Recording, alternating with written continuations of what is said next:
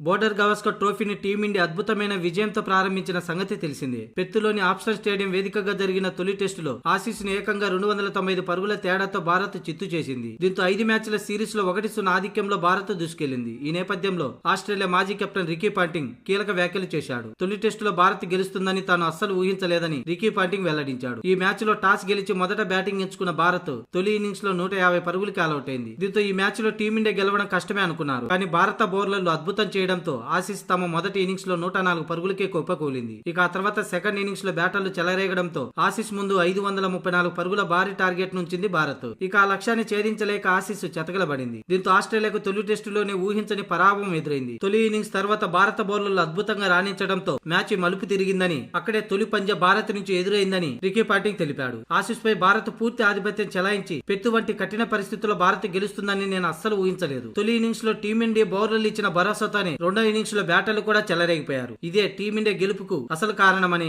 Ricky Ponting అన్నాడు. అయితే పెత్తులో ఎవరికి సాధ్యం కాని రీతిలో భారత్ గెలుస్తుందని నేను అస్సలు ఊహించలేదు. ఇప్పటి వరకు ఇక్కడ అన్ని మ్యాచ్లు కూడా ఆస్ట్రేలియానే గెలిచింది. కానీ ఎవరికి సాధ్యం కాని రీతిలో తమ జట్టుపై భారత్ గెలవడం నమ్మశక్యం కాలేదని, అందుకు తొలి ఇన్నింగ్స్ లో బుమ్రా చేసిన మ్యాజికే టీమిండియా గెలుపుకు అసలు కారణం. ఆస్ట్రేలియాను తక్కువ పరుగులకు ఆల్అౌట్ చేయటం టీమిండియా బ్యాటర్లలో భరోసా కలిగింది. అందుకే ఆస్ట్రేలియా ముందు భారీ టార్గెట్ ఉంచడం, ఆ తర్వాత కూడా భారత బౌలర్లు కట్టుదిట్టంగా బంతులు వేయటం మ్యాచ్ ఓటమికి కారణమని రికీ పాంటింగ్ తెలిపాడు.